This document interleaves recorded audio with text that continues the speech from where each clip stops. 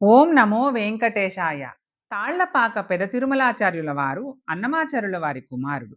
ఆయన 2000 వరహాలను శ్రీవారి భండారానికి సమర్పించి, తన పేర ఆణిమాసంలో అంటే జ్యేష్ఠ మాసంలో 13 రోజుల పాటు జరిగే బ్రహ్మోత్సవాన్ని ఏర్పాటు చేశాడు. ఈ బ్రహ్మోత్సవం జ్యేష్ఠ మాసంలో శ్రవణ నక్షత్రం నాడు ప్రారంభమై, మృగశిర నక్షత్రము తిరుమలాచార్యుని జన్మ నక్షత్రం నాడు చక్రస్నానంతో ముగిసేది.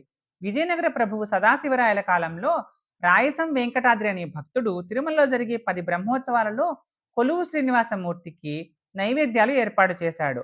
700 రేఖై పన్నులు ఆదాయం వచ్చే దేశూరు గ్రామాన్ని, 200 రేఖై పన్నులు ఆదాయం వచ్చే వేలాంజనేయుడు గ్రామాన్ని, 130 రేఖై పన్నులు ఆదాయం వచ్చే సగం తిమ్మసముద్రం గ్రామాన్ని, మొత్తం 1030 రేఖై పన్నులు ఆదాయం వచ్చే 21.5 గ్రామాలను శ్రీ వెంకటేశ్వర స్వామికి దానంగా సమర్పించి శాసనాన్ని వేయించాడు. ఆ సందర్భంలో ఎవరెవరు ఏ ఏ నెలల్లో బ్రహ్మోత్సవాలను ఏర్పాటు చేసింది, ఆ వివరాలను కూడా శాసనాల్లో తెలిపాడు.